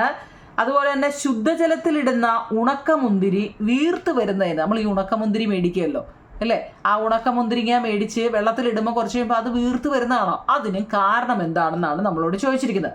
ഇതിനെല്ലാം കാരണം എന്താ? ഓസ്മോസിസ് ആണെന്നാണ് പറയുന്നത് കേട്ടോ. What is the reasons why cell the salt water shrink and dried grapes soaked in fresh water becomes weld? Water molecules move from the cell to the salt water. അതിന് കാരണം എക്സ് ഓസ്മോസിസ് ആണ്. കോശങ്ങളിൽ നിന്നും ജലതന്മാത്രകൾ ഉപ്പുവെള്ളത്തിലേക്ക് പോകുന്നത് എന്തുകൊണ്ടാണ്? X osmosis ആണ് കേട്ടോ. അതുകൊണ്ടാണ്. അതുപോലെ തന്നെ water molecules enter the cell of dried grapes. ഉണക്കമുന്തിരിയുടെ കോശങ്ങൾക്കുള്ളിലേക്ക് എന്ത് കയറുന്നു? ജലതന്മാത്രകൾ പ്രവേശിക്കുന്നു, അങ്ങോട്ട് കയറിക്കൊണ്ടിരിക്കുക. അപ്പോൾ അതെന്ത് ചെയ്യുന്നു? വീർക്കുന്നു. മനസ്സിലാക്കണേ കേട്ടോ. കോശങ്ങളിൽ നിന്നും ജലതന്മാത്ര ഉപ്പുവെള്ളത്തിലോട്ട്, നമ്മുടെ ഈ കോശത്തിൻ്റെ അകത്തിലെ എന്ത് ചെയ്യുന്നു? ഉപ്പുവെള്ളത്തിലിടുമ്പോൾ അതിനകത്തുനിന്ന് അതുങ്ങി വെളിയിലോട്ട് പോവുകയാണ്. എക്സ് ഓസ്മോസിസാ. പക്ഷെ ഉണക്കമുന്തിരി വെള്ളത്തിലിടുമ്പോൾ ആ ഉണക്കമുന്തിരിക്ക് അകത്തോട്ട് കേട്ടോ എൻഡോസ്മോസിസാ കേട്ടോ കുഞ്ഞുങ്ങളെ. ഉണക്കമുന്തിരിക്ക് അകത്തോട്ടാണ് കേട്ടോ. അത് ഓർത്താൽ മതി. കേൾക്കുമ്പോൾ തന്നെ നമുക്ക് മനസ്സിലാവും കേട്ടോ. അങ്ങനെ ഒരു ചോദ്യം ടെസ്റ്റ് ചോദിച്ചിട്ടുണ്ട്. ഓക്കെ, അപ്പോൾ എന്താ നമ്മൾ മുമ്പ് പറഞ്ഞു ഏതൊക്കെയാ? കോശസ്തരത്തിലൂടെ പദാർത്ഥ വിനിമയത്തിന് സഹായമായ അല്ലെങ്കിൽ പ്രോസസ് ആയിട്ട് facilitate transport of materials across cell membrane എന്നൊരു ചോദ്യം ചോദിച്ചു. അതായത് അതിന് കാരണങ്ങൾ ഓസ്മോസിസ് ഡിഫ്യൂഷനും ഒക്കെ ആണെന്ന് പറഞ്ഞു. എന്ത് ഈ ഡിഫ്യൂഷൻ എന്ന് വെച്ച് കഴിഞ്ഞാൽ? ഡിഫ്യൂഷൻ, അതിൻ്റെ മലയാളവും ഡിഫ്യൂഷൻ തന്നെയാണ് കേട്ടോ. അതായത് diffusion is a process by which molecules spread from their higher concentration to low concentration across a semi permeable membranes. It does not require energy. അതൊന്ന് ഓസ്മോസിസ് പഠിച്ചതായിരുന്നല്ലോ. ഓസ്മോസിസ് അതിൻ്റെ ഏകദേശമൊക്കെ വരുന്നുണ്ട്. എന്താ എന്ന് വെച്ചാൽ തന്മാത്രകൾ അവയുടെ ഗാഢത കൂടിയ ഭാഗത്ത് നിന്നും കുറഞ്ഞ ഭാഗത്തേക്ക് വ്യാപിക്കുന്ന പ്രക്രിയയാണ് ഡിഫ്യൂഷൻ എന്ന് പറയുന്നത്. നമ്മൾ ഓസ്മോസിസും അതുപോലെയല്ലേ, ഗാഢത കൂടിയ ഭാഗത്തു നിന്നും കുറഞ്ഞ ഭാഗത്തേക്ക് അർദ്ധതാര്യമായിട്ട് മാത്രമേ, അതായത് സെമി പെർമിയബിൾ മെംബ്രെയിൻ ആണത് അല്ലേ, അങ്ങനെ സഞ്ചരിക്കുന്ന പ്രക്രിയ ഓസ്മോസിസ് എന്ന് പറഞ്ഞത്. പക്ഷേ ഡിഫ്യൂഷനിൽ എന്താണ്? ഈ തന്മാത്രകൾ അവിടെ ഗാഢത കൂടിയ ഭാഗത്തു നിന്നും കുറഞ്ഞ ഭാഗത്തേക്ക് വ്യാപിക്കുന്ന പ്രക്രിയയെ ഡിഫ്യൂഷൻ എന്ന് പറയുന്നു. ഇതിന് ഊർജം ആവശ്യമില്ല. അർദ്ധതാര്യത്തിലൂടെ അല്ലാതെയും ഈ ഡിഫ്യൂഷൻ നടക്കും എന്നും പറയുന്നുണ്ട് കേട്ടോ. അർദ്ധതാര്യത്തിലൂടെ പോകുന്നതിനെ ഓസ്മോസിസ് എന്നാണ് പറയുന്നത് അല്ലേ. അതല്ലാതെയും എന്താ? ഡിഫ്യൂഷൻ നടക്കുമെന്നാണ് പറയുന്നത്. അപ്പോൾ എന്താണ് ഡിഫ്യൂഷൻ എഴുതിക്കോണേ. അടുത്ത നമ്മൾ പറയുന്നത് ഫെസിലിറ്റേറ്റഡ് ഡിഫ്യൂഷൻ ആണ് അല്ലേ. ഏതൊക്കെയായിരുന്നു പറഞ്ഞേ? Osmosis, diffusion, facilitated diffusion, active transport. ഈ 4 എണ്ണം പഠിച്ചിരിക്കണം കേട്ടോ. ഏതൊക്കെയാ? കോശസ്തരത്തിലൂടെയുള്ള പദാർത്ഥ വിനിമയത്തിന് സഹായകമായ പ്രക്രിയകൾ ഏതെല്ലാമാണ്? അത് ഓരോന്നും 2 മാർക്കിനൊക്കെ ചോദിക്കുന്നെങ്കിൽ ആ ഹെഡിങ് മാത്രം osmosis, diffusion, facilitated diffusion, active transport എന്ന് പറഞ്ഞാൽ മതി. പക്ഷേ ഇത് ഓരോന്നും ചിലപ്പോൾ എക്സ്പ്ലെയിൻ ചെയ്യാൻ ചോദിച്ചാൽ നമ്മൾ ഓസ്മോസിസ് എന്ന് വെച്ചാൽ എന്താ കുഞ്ഞുങ്ങളെ? തന്മാത്രകൾ അവിടെ ഗാഢത കൂടിയ ഭാഗത്തു നിന്നും കുറഞ്ഞ ഭാഗത്തേക്ക് അർദ്ധതാര്യമായിട്ട് പോകുന്ന പ്രക്രിയക്കാണ് ഓസ്മോസിസ്. എന്നാൽ ഗാഢത കൂടിയ ഭാഗത്തുനിന്നും കുറഞ്ഞ ഭാഗത്തേക്ക് വ്യാപിക്കുന്ന പ്രക്രിയയെ ഡിഫ്യൂഷൻ എന്ന് പറയുന്നു. അത് അർദ്ധതാര്യമല്ലാതെയും ഡിഫ്യൂഷൻ നടക്കുന്നു എന്ന് പറയുന്നുണ്ട്. എന്നാൽ ഫെസിലിറ്റേറ്റിൽ എന്താ പറയുന്നത് നോക്കിയേ. Facilitated diffusion is the process by which molecules or ion diffuse from their higher concentration to their lower concentration with the help of central proteins in the plasma membrane. It does not require energy. അതും പറയുന്നത് തന്മാത്രകളോ അയോണുകളോ കേട്ടോ, തന്മാത്രകളോ അയോണുകളോ plasma സ്തരത്തിലെ ചില പ്രോട്ടീനുകളുടെ സഹായത്തോടെ ഇവിടെ ആര് വന്നിട്ടുണ്ട്, പ്രോട്ടീനും കൂടെ കയറിയിട്ടുണ്ട് കേട്ടോ. തന്മാത്രകളോ അയോണുകളോ പ്ലാസ്മ തരത്തിലെ ചില പ്രോട്ടീനുകളുടെ സഹായത്തോടെ അവയുടെ ഗാഢത കൂടിയ ഭാഗത്തു നിന്നും കുറഞ്ഞ ഭാഗത്തേക്ക് വ്യാപിക്കുന്ന പ്രക്രിയയാണ് ഫെസിലിറ്റേറ്റഡ് ഡിഫ്യൂഷൻ എന്ന് പറയുന്നത്. ഇവിടെ ഊർജ്ജം ആവശ്യമില്ല, മനസ്സിലാക്കും. മറ്റേതെന്താ, ഗാഢത കൂടിയ ഭാഗത്തു നിന്നും കുറഞ്ഞ ഭാഗത്തേക്ക് പോകുന്നതിനെ അത് അർത്ഥധാര്യമാണെങ്കിൽ അത് ഓസ്മോസിസ് ആണ്, അർത്ഥധാര്യവും അല്ലാതെയും പോകുന്നത് ഡിഫ്യൂഷനാണ്. ഇത് തന്നെ പ്രോട്ടീനുകളുടെ സഹായത്തോടെയാണെങ്കിൽ അത് ഫെസിലിറ്റേറ്റഡ് ഡിഫ്യൂഷനാണ്. അപ്പോൾ ഒരെണ്ണം പഠിക്കുകയാണെങ്കിൽ 3 എണ്ണവും പറയാൻ പറ്റും കേട്ടോ. പ്രോട്ടീനുകളുടെ സഹായത്തോടെയാണെങ്കിൽ അതെന്താണ്, ഫെസിലിറ്റേറ്റഡ് ഡിഫ്യൂഷൻ. തന്മാത്രകളോ അയോണുകളോ പ്ലാസ്മ തരത്തിലെ ചില പ്രോട്ടീനുകളുടെ സഹായത്തോടെ അവയുടെ ഗാഢത കൂടിയ ഭാഗത്തു നിന്നും കുറഞ്ഞ ഭാഗത്തേക്ക് വ്യാപിക്കുന്ന പ്രക്രിയയെ ഫെസിലിറ്റേറ്റഡ് ഡിഫ്യൂഷൻ എന്ന് പറയുന്നു. ഇതിന് ഊർജം ആവശ്യമില്ല. ഓക്കെ ആണല്ലോ. 25. ഓക്കെ, 26ാമത്തെ ചോദ്യം. വാട്ട് ഈസ്, അടുത്ത ലാസ്റ്റിലത്തെയാണ്, ആക്റ്റീവ് ട്രാൻസ്പോർട്ട് എന്താണ്? ഫെസിലിറ്റേറ്റഡ് കഴിഞ്ഞു, അടുത്തത് ആക്റ്റീവ് ട്രാൻസ്പോർട്ട്. നോക്കിയേ, ആക്റ്റീവ് ട്രാൻസ്പോർട്ട് എന്നാൽ എന്താണ്? Active transport is a process of transport of molecules with the help of certain carrier proteins using energy from ATP from their lower concentration of a higher concentration. Through this the necessary salt reach the cells. ഗാഠതാക്രമത്തിന് നമ്മളിപ്പോൾ കുറേ കൂടുതലുള്ളിടത്തും കുറഞ്ഞിടത്തോടൊക്കെ പഠിച്ചില്ലേ? ഗാഠതാക്രമത്തിന് വിപരീതമായിട്ട് നോക്കണേ നിങ്ങൾ, ഇത് active transport എന്ന് വെച്ചാൽ എന്താണ്? ഗാഠത കുറഞ്ഞ ഭാഗത്തു നിന്നും കൂടിയ ഭാഗത്തേക്ക്, അതാണ് ഗാഠതാക്രമത്തിന് വിപരീതമായെന്ന് ഉദ്ദേശിച്ചത്. നമ്മൾ ഇതുവരെ പറഞ്ഞതല്ല കേട്ടോ. ഗാഠതാക്രമത്തിന് വിപരീതമായി എന്ന് വെച്ചാൽ കുറഞ്ഞ ഭാഗത്തു നിന്നും കൂടിയ ഭാഗത്തേക്ക്, അതാണ് ATPയിലെ ഊർജം ഉപയോഗിച്ച് ചില വാഹക പ്രോട്ടീനുകളുടെ സഹായത്തോടെ നടക്കുന്ന പദാർത്ഥ വിനിമയ പ്രക്രിയയാണ് ആക്റ്റീവ് ട്രാൻസ്പോർട്ട് എന്ന് പറയുന്നത്. ഇതിലൂടെ ആവശ്യമുള്ള ലവണങ്ങൾ കോശങ്ങളിലും നിർമ്മിക്കപ്പെടുന്നു. മലയാളം ഇംഗ്ലീഷും ഉണ്ട്, മനസ്സിലാക്കണേ കേട്ടോ. അടുത്ത, how are biomolecules available for metabolism? മെറ്റാബോളിസത്തിന് വേണ്ട ബയോമോളിക്യൂളുകൾ എവിടെ നിന്നാണ് നമുക്ക് ലഭ്യമാകുന്നത്, എങ്ങനെയാണ് എന്നൊക്കെയാണ്. Biomolecules are mainly produced by എവിടെ നിന്നാ? Plants through photosynthesis. Other are made within the cell കേട്ടോ. ബയോമോളിക്യൂൾസ് ആർ പ്രൊഡ്യൂസ് ചെയ്യുന്ന എവിടെ നിന്നാണ്? Plants through photosynthesis. നല്ല ഒരു ക്വസ്റ്റ്യൻ ആണ്. Others are made within the cell കേട്ടോ, അത് എഴുതിയെടുത്തോണേ. ഓക്കെ, അടുത്തത് ഏറ്റവും പ്രധാനപ്പെട്ട ഈ പാഠത്തിലെ ഒരു ക്വസ്റ്റ്യൻ ആണ്. സ്ട്രക്ചർ ഓഫ് ഫോട്ടോസിന്തസിസ് അല്ലെ സിന്തറ്റിക് ലീഫ് കേട്ടോ. നിങ്ങളുടെ ടെസ്റ്റിൽ ഞാൻ ഈ പറയുന്നതിൻ്റെ എല്ലാ പടം ഉൾപ്പെടെയാവും നിങ്ങളെ ടെസ്റ്റിൽ എക്സ്പ്ലെയിൻ ചെയ്ത് വെച്ചിരിക്കുന്നത്. നമുക്ക് ടെസ്റ്റ് കൂടെ കാണിച്ച് ഇപ്പം തന്നെ നോക്കിയേ 37 മിനിറ്റ് ഒക്കെ ആയി. നോക്കിയേ, സ്ട്രക്ചർ ഓഫ് സിന്തറ്റിക് ലീഫ്. പ്രകാശ സംശ്ലേഷണ അവയവമായ ഇലയുടെ ഘടന എഴുതാൻ, ലീഫിൻ്റെ സ്ട്രക്ചർ എഴുതാൻ. നോക്കിയേ, mesophyll cell with chloroplast containing chlorophyll seed in between the upper and lower epidermal layers. Stomata are present in the എപ്പിഡെർമീസ്.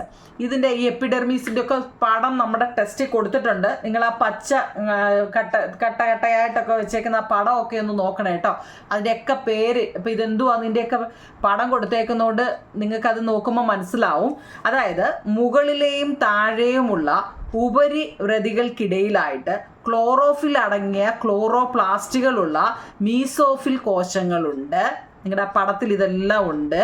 ഉപരിവൃതി കോശങ്ങൾക്കിടയിലായിട്ട് stomata എന്ന സുഷിരങ്ങളും കാണപ്പെടുന്നു. നമ്മുടെ ഇലയ്ക്കകത്തെ ചെറിയ ചെറിയ ചെറിയ കുഞ്ഞു കുഞ്ഞു കുഞ്ഞു കുഞ്ഞു കുത്തുകളില്ലേ, അതല്ലേ സ്റ്റൊമാറ്റ അല്ലേ? ഉപരിവൃതിയിൽ ആ കോശങ്ങൾക്കിടയിലായിട്ട് സ്റ്റൊമാറ്റ എന്ന ചെറിയ ചെറിയ സുഷിരങ്ങൾ കാണപ്പെടുന്നുണ്ട്. വായിക്കാറിയാവേ? ഇനി നമുക്ക് സമയം പെട്ടെന്ന് പോകുന്നുണ്ടോ? നിങ്ങൾ എന്തൊക്കെ വായിക്കാൻ പറ്റണ്ടേ? അത് ഇമ്പോർട്ടൻ്റ് ആയിട്ടോ, ഇലയുടെ സ്ട്രക്ചർ കേട്ടോ. 29ാമത്തെ ചോദ്യം. Photosynthesis occur within the dash cell organelles. പ്രകാശ സംശ്ലേഷണം എന്ന ആഹാര നിർമ്മാണ പ്രക്രിയ നടക്കുന്നത് ഡാഷ് എന്ന സസ്യകോശാംഗങ്ങളിൽ വെച്ചാണ്. ഏതാ? ക്ലോറോപ്ലാസ്റ്റ് കേട്ടോ. ക്ലോറോപ്ലാസ്റ്റ് ആണ് കുഞ്ഞുങ്ങളെ, മറക്കല്ലേ അത്. Okay, structure of A chloroplast. എന്താണ് ഈ നമ്മൾ ലീഫിൻ്റെ സ്ട്രക്ചർ, അത് ഇമ്പോർട്ടൻ്റ് ആണ്. ലീഫിൻ്റെ സ്ട്രക്ചർ വളരെ ഇമ്പോർട്ടൻ്റ് ആണ് മുമ്പ് നമ്മൾ പറഞ്ഞത്. അതിനകത്തിലെ മീസോഫിൽ എന്താണ്, എപ്പിഡെർമിക് എന്താണെന്നൊക്കെ നമ്മുടെ പടം ടെസ്റ്റിൽ തന്നിട്ടുണ്ട്. പടം നോക്കി പഠിക്കണം കേട്ടോ. അടുത്ത നമ്മൾ പഠിക്കുന്നത് ക്ലോറോപ്ലാസ്റ്റിൻ്റെ സ്ട്രക്ചർ അല്ലെ ഘടനയാണ് പഠിക്കുന്നത്. Inside the chloroplast which has a double membrane there is a liquid part called stroma and grana stacked with the membrane sac called, പേര് നോക്കണേ എന്താ, തൈലാക്കോയിഡ് കേട്ടോ, തൈലാക്കോയിഡ്, വെറൈറ്റി പേരാ thylakoid. The stroma lamellae connect the grana are also found കേട്ടോ. ഈ പടം നോക്കണമെങ്കിൽ അവിടെ ടെസ്റ്റിൽ ഇതൊക്കെ കാണുമ്പോൾ എന്തോ തൈലാക്കോയിൻ്റെ പടമൊക്കെ കൊടുത്തിട്ടുണ്ട്, സ്ട്രോമയുടെ ആയാലും കേട്ടോ. ഇതിൻ്റെ എല്ലാം പടം ടെസ്റ്റിൽ കൊടുത്തിട്ടുണ്ട്, കാരണം നിങ്ങൾ ഇതൊക്കെ ആദ്യമായിട്ട് കാണുമായതുകൊണ്ട് കേട്ടോ. ഇൻസൈഡ് എന്ന് വെച്ചാൽ ക്ലോറോപ്ലാസ്റ്റിൻ്റെ ഘടന ബാഹ്യസ്തരം ആന്തരസ്തരം എന്നീ ഇരട്ട സ്തരമുള്ള, ബാഹ്യസ്തരവും ആന്തരസ്തരവുമുള്ള അങ്ങനെ ഇരട്ട സ്തരമുള്ള ക്ലോറോപ്ലാസ്റ്റിന് ഉള്ളിൽ സ്ട്രോമ എന്ന ദ്രാവകം, ഒരുമാതിരി ലിക്വിഡ് ആ പടത്തിൽ കൊടുത്തിട്ടുണ്ട്, ഒരു ലിക്വിഡ് ആയിട്ടോ. സ്ട്രോമ എന്ന ദ്രാവക ഭാഗവും അവിടെ ഒന്നും കൊടുത്തിട്ടില്ല, അവിടെ ലിക്വിഡായിട്ടുള്ളതുകൊണ്ട്, കാരണം നിങ്ങളുടെ പടം നോക്കിയാൽ അറിയാൻ പറ്റും. അതിൽ തൈലാക്കോയിഡ് എന്ന സ്തരസഞ്ചികൾ അടുക്കി വെച്ച വട്ടമായിട്ട് അടുക്കി വെച്ചേക്കുന്നത് അതിൽ കാണാം. സ്തരസഞ്ചികൾ അടുക്കി വെച്ച ഗ്രാന അതിനകത്ത് അടുക്കി വെച്ചേക്കുന്ന നോക്കിയാൽ നല്ല രസമുണ്ട്, നിങ്ങളെ ടെസ്റ്റ് നോക്കണേ. ഗ്രാനകളും ഈ ഗ്രാനകളെ തമ്മിൽ ബന്ധിപ്പിച്ചുള്ള സ്ട്രോമോ ലാമെല്ലകളും കാണപ്പെടുന്നുണ്ട് എന്നാണ്. ക്ലോറോപ്ലാസ്റ്റിൻ്റെ സ്ട്രക്ചർ പരീക്ഷയ്ക്ക് ചോദിക്കും, 3 മാർക്കിൻ്റെ. ഇത്രയേ ഉള്ളൂ കുഞ്ഞുങ്ങളെ, ഈ പേരുകളൊക്കെ ഒന്ന് പഠിച്ചു വെച്ചാൽ മതി. ഓക്കെ, അടുത്തത് ഫാക്ടേഴ്സ് നീഡ് ഫോർ ഫോട്ടോസിന്തസിസ്. പ്രകാശ സംശ്ലേഷണത്തിന് ആവശ്യമായ ഘടകങ്ങൾ എന്തൊക്കെയാണ് നമ്മൾ കുഞ്ഞിലേ പോലെ പഠിക്കുന്നത് അല്ലേ. ഒരു പ്രകാശ സംശ്ലേഷണം നടക്കണമെങ്കിൽ എന്തൊക്കെ വേണം? സൂര്യപ്രകാശം വേണം, പിന്നെ ക്ലോറോഫിൽ വേണം അല്ലേ. സൂര്യപ്രകാശം provide energy for splitting water to hydrogen and oxygen. ജലതന്മാത്രകളെ വിഘടിപ്പിച്ച് ഹൈഡ്രജനും ഓക്സിജനുമായി മാറ്റുന്നതിന് ഉള്ള ഊർജം സൂര്യപ്രകാശം തരുന്നുണ്ട്. അതുപോലെ തന്നെ ക്ലോറോഫിൽ ഹരിതകം അല്ലെ, സൂര്യപ്രകാശത്തെ ആഗിരണം ചെയ്യുന്നു. പിന്നെന്താ ചെയ്യുന്നതിന് കാർബൺ ഡൈ ഓക്സൈഡ് അല്ലേ. ഇവിടെ അന്നജത്തിൻ്റെ ആണോ ഒരു ജം കൊടുത്തേക്ക്. സൂര്യപ്രകാശത്തെ ആഗിരണം ചെയ്യുന്നു, കാർബൺ ഡൈ ഓക്സൈഡ് വേണം അല്ലേ. പിന്നെ വാട്ടർ, ജലം എന്നുള്ളതിനെ ജം അടിച്ച് വെച്ചേക്കുക അല്ലേ. അവിടെ ജലം വേണം അല്ലേ. അപ്പം നമ്മളിത് കുഞ്ഞിലെ മുതലേ പഠിക്കുന്ന, എന്നാലും അതൊന്ന് അറിഞ്ഞിരിക്കണേ. പ്രകാശ സംശ്ലേഷണത്തിന് ആവശ്യമായ ഘടകങ്ങൾ factors need for photosynthesis. Sunlight വേണം, ക്ലോറോഫിൽ വേണം, വാട്ടർ, കാർബൺ ഡൈ ഓക്സൈഡ് കേട്ടോ. ഇതൊക്കെ എന്തിനാന്നുള്ളതാണ് ഈ ബ്രാക്കറ്റിൽ കൊടുത്തേക്കുന്നത് കേട്ടോ. ഓക്കെ, ഗ്ലൂക്കോസ് ആയിട്ട് തീരുന്നത് കേട്ടോ. ജലം, കാർബൺ ഡൈ ഓക്സൈഡ് ഇതൊക്കെ ഗ്ലൂക്കോസ് ആയിട്ട് തീരുന്നത്, ഇതൊക്കെ ബ്രാക്കറ്റിൽ എഴുതി വെച്ചാൽ അത്രയും നല്ലതാണ് കേട്ടോ. സൺലൈറ്റോ, ക്ലോറോഫിൽ, വാട്ടർ, കാർബൺ ഡൈ ഓക്സൈഡ് ഇതൊക്കെ പ്രകാശ സംശ്ലേഷണത്തിന് ആവശ്യമായതാണ്. ഓക്കെ, നോക്കൂ നിങ്ങളെ. അപ്പോൾ 2 step in the process of food formations that take place in chloroplast. ഈ ക്ലോറോപ്ലാസ്റ്റുകളിൽ നടക്കുന്ന ആഹാര നിർമ്മാണ പ്രക്രിയയിലെ 2 ഘടകങ്ങൾ, അത് വളരെ ഇമ്പോർട്ടൻ്റ് ആണ്, പടം ഉൾപ്പെടെ ടെസ്റ്റിൽ തന്നിട്ടുണ്ട്. ക്ലോറോപ്ലാസ്റ്റുകളിൽ നടക്കുന്ന ആഹാര നിർമ്മാണ പ്രക്രിയയിലെ 2 ഘടകങ്ങളാണ് ലൈറ്റ് ഫേസും ഡാർക്ക് ഫേസും, പ്രകാശഘട്ടവും ഇരുണ്ട ഘട്ടവും. ലൈറ്റ് ഫേസ് എന്ന് വെച്ചാൽ പ്രകാശഘട്ടം, ഡാർക്ക് ഫേസ് നീ ഭയങ്കര ഡാർക്കാന്നൊക്കെ പറയില്ലേ, ഇരുണ്ട ഘട്ടം കേട്ടോ, വളരെ ഇമ്പോർട്ടൻ്റ് ആണ്. Okay, the part of chloroplast that appear as stacked by thylakoids containing chlorophyll and light phase of photosynthesis occur are grana. എന്താ ഈ ഗ്രാന? നമ്മുടെ പടം ഒരു പച്ച വട്ടം ഗ്രാനയെ കുറിച്ച് പറയുന്നുണ്ട് അല്ലേ. ക്ലോറോപ്ലാസ്റ്റിനുള്ളിൽ ഹരിതകം അടങ്ങിയ തൈലോക്കോയിഡുകൾ എന്ന സ്ഥലം സഞ്ചികൾ അടുക്കി വെച്ചതുപോലെയുള്ളതും പ്രകാശഘട്ടം സംഭവിക്കുന്നതുമായ ഭാഗത്തെ നമ്മൾ എന്ത് പറയുന്നു? ഗ്രാന. ഓക്കെ ആണോ? അതൊരു മാർക്കിന് ഗ്രാന എന്നാൽ എന്ത് ചോദിച്ചാൽ എഴുതിക്കോണം കേട്ടോ. നോക്കൂ, അടുത്ത പ്രകാശ സംശ്ലേഷണത്തിലെ പ്രവർത്തനങ്ങൾ എന്തെല്ലാമാണ്? Changes during photosynthesis. Factors need for photosynthesis ഉണ്ട്, അതിനകത്തിലാണ് ഈ സൺലൈറ്റും ക്ലോറോഫിലും അതൊക്കെ വരുന്നത്. ഇവിടെ ചോദ്യം എന്താണ്? ചേഞ്ചസ് ഡ്യൂറിങ് ഫോട്ടോസിന്തസിസ് ആണ്. പ്രകാശ സംശ്ലേഷണത്തിലെ പ്രവർത്തനങ്ങളാണ് കറക്റ്റ് കേട്ടോ. അതാണ് ഇമ്പോർട്ടൻ്റ് ആണ്, ലൈറ്റ് ഫേസും ഡാർക്ക് ഫേസും. എന്താണ് ഈ ലൈറ്റ് ഫേസ്, എന്താണ് ഡാർക്ക് ഫേസ്? നോക്കിയേ, വിത്ത് the help of sunlight photosynthesis, water molecules are split into hydrogen and oxygen within the grana of chloroplast. In this phase, oxygen is released while hydrogen enters the stroma fluid, contributing to the productions of energy in the form of ATP. ഞാൻ ഈ ഓരോ വാക്കും എടുത്ത് പറയുന്നത് നിങ്ങൾക്ക് എഴുതാൻ എന്തെങ്കിലും ഞാൻ എഴുതി വെച്ചതിൽ നിങ്ങൾക്ക് കാണുമ്പോൾ ബുദ്ധിമുട്ടുണ്ടെങ്കിൽ എന്താ പറയുക, with the help of sunlight photosynthesis water molecules are split into hydrogen and oxygen within the grana of chloroplast. In these ways the oxygen is released while hydrogen enters the stroma fluid contributing to the productions of energy in the form of ATP. എന്താ light phase ആണ്, അപ്പം dark phase എന്തുമായിരിക്കും? In the stroma hydrogen and carbon dye oxide combine to form glucose using the energy in ATP. എന്താണ് ഈ light ഫേസും dark ഫേസും? അത് വൃത്തിയായിട്ട് എഴുതിയെടുക്കണേ. അപ്പം അതിൻ്റെ മലയാളം അർത്ഥം നോക്കിക്കേ. എന്താണ് പ്രകാശഘട്ടവും ഇരുണ്ട ഘട്ടവും? എന്താണ് പ്രകാശോർജം ഉപയോഗിച്ച് നമ്മൾ ജലതന്മാത്രകളെ ഹൈഡ്രജനും ഓക്സിജനുമാക്കി വിഘടിക്കുന്ന ഈ പ്രവർത്തനം ഗ്രാനയിലാണ് നടക്കുന്നത്. നല്ലപോലെ മനസ്സിലാക്കണേ കുഞ്ഞുങ്ങളെ, ആ പടം ടെസ്റ്റിലുണ്ട്. പ്രകാശ ഊർജം ഉപയോഗിച്ച് ജലതന്മാത്രകളെ ഹൈഡ്രജനും ഓക്സിജനുമാക്കി വിഘടിക്കുന്ന ഈ പ്രവർത്തനം നമ്മുടെ ഗ്രാന, ആ വട്ടം കൊടുത്തേക്കുന്നില്ലേ, ആ ഗ്രാനയിലാണ് നടക്കുന്നത്. ഈ ഘട്ടത്തിൽ ഓക്സിജൻ പുറത്തു പോവുകയും ഹൈഡ്രജൻ സ്ട്രോമാ ദ്രാവകത്തിലേക്ക് എത്തുകയും ഊർജ തന്മാത്രയായ ATP അവിടെ ഉണ്ടാവുകയും ചെയ്യുന്നു. ഇതാണ് പ്രകാശഘട്ടം എന്ന് പറയുന്നത്. എന്നാൽ ഇരുണ്ട ഘട്ടം എന്നാൽ ഈ സ്ട്രോമയിൽ വെച്ച് ഹൈഡ്രജനും കാർബൺ ഡൈ ഓക്സൈഡും ചേർന്നിട്ട് ATPയിലെ ഊർജ്ജം ഉപയോഗിച്ച് അവിടെ ഗ്ലൂക്കോസ് ഉണ്ടാക്കുന്നു എന്നാണ് ഇരുണ്ട ഘട്ടം. രണ്ടും എളുപ്പമല്ലേ, ഇല്ലയോ? ഇംഗ്ലീഷിൻ്റെ മലയാളമാണ് നിങ്ങൾ അത് എഴുതിയെടുക്കണേ. 35. പ്രകാശ സംശ്ലേഷണ ഫലമായിട്ടുണ്ടാകുന്ന ഗ്ലൂക്കോസിൽ സസ്യങ്ങൾ അന്നജമാക്കി മാറ്റുന്നതിന് കാരണം എന്താണ്? Why the plants convert glucose produced as a result of photosynthesis into starch. അതായത് ജലത്തിൽ ലയിക്കുന്ന ഗ്ലൂക്കോസ് സംഭരിച്ചു വെക്കുന്നതിന് വേണ്ടിയാണ് അത് അലയമായ അന്നജമാക്കി മാറ്റുന്നത്. വാട്ടർ സൊല്യൂബിൾ, അലയെന്ന് വെച്ചാൽ സൊല്യൂബിൾ, സൊല്യൂട്ടും ഒക്കെ നമ്മൾ പഠിച്ചതല്ലേ, സൊല്യൂഷൻ, സൊല്യൂട്ട്, സോൾവെൻറ്റും ഒക്കെ. അപ്പം water soluble glucose is converted into insoluble starch for storage. കുഞ്ഞൊരു ക്വസ്റ്റ്യൻ ആൻസർ കേട്ടോ. What are the different substance that are produced when glucose undergoes metabolism? സസ്യങ്ങളിൽ ഉണ്ടാക്കുന്ന ഗ്ലൂക്കോസ് മെറ്റാബോളിസത്തിന് വിധേയമായിട്ടുണ്ടാകുന്ന വിവിധ പദാർത്ഥങ്ങൾ ഏവ? കണ്ടോ, ഏതൊക്കെയാണ്? Carbon dye oxide, proteins, lipids, vitamins. Carbon dye oxide, proteins, lipids, vitamins. ഈ ലിപ്പിഡ്സിനകത്തുള്ള ഫാറ്റ് ഒക്കെ വരുന്നത് കേട്ടോ, നമ്മൾ അതിൻ്റെയൊക്കെ പറഞ്ഞതാണ്. ഒന്നിൽ ആദ്യത്തെ ക്വസ്റ്റ്യൻ ആൻസറൊക്കെ ഇതിനെക്കുറിച്ചൊക്കെ ഉണ്ടായിരുന്നു. ഓക്കെ ആണല്ലോ. 36. അടുത്ത തീരാറായി കുഞ്ഞുങ്ങളെ. 37. Who are primary producers in the oceans and other water bodies? സമുദ്രത്തിലെയും മറ്റു ജലാശയങ്ങളിലെയും പ്രധാന ഉൽപാദകർ ആരാണ്? ആൽഗകളും സസ്യപ്ലവകങ്ങളുമാണ് കേട്ടോ. ആൽഗ ആൻഡ് ഫോട്ടോ പ്ലാങ്ക്ടൺ കേട്ടോ. പ്ലാങ്ക്ടൺ അറിയാമോ? വെള്ളത്തിൽ പൊങ്ങിക്കിടക്കുന്നത്. ഓക്കെ, അത് പ്ലാങ്ക്ടൺ കണ്ടിട്ടുണ്ടോ? വെള്ളത്തിൽ പൊങ്ങിക്കിടക്കുന്ന, നമ്മളെന്തോ അതിന് പറയുന്നത്, നമ്മുടെ നെറ്റ് നോക്കിയാൽ മതി, അറിയാൻ വയ്യാത്തവരെ. പ്ലാങ്ക്ടൺ നമ്മുടെ വെള്ളത്തിൽ പൊങ്ങിക്കിടന്ന ഈ പായൽ പോലത്തെ ഒരു സാധനം. ഓക്കെ, ജീവലോകത്തിന് സസ്യങ്ങൾ നൽകുന്ന പ്രധാന സേവനങ്ങൾ എന്തെല്ലാം? ജീവലോകത്തിന് സസ്യങ്ങൾ നൽകുന്ന പ്രധാന ഈ പാഠത്തിലെ വലിയ വലിയ ക്വസ്റ്റ്യൻസ് ഉള്ള ഇത്. What are the main services that plants provide to the living world? എന്തൊക്കെയാണ്?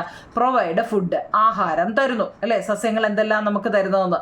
ആഹാരം തരുന്നു, അതുണ്ടെങ്കിൽ ഇതില്ല പറ്റുമോ? ഇല്ല. പ്രൊവൈഡ് ഓക്സിജൻ തരുന്നു.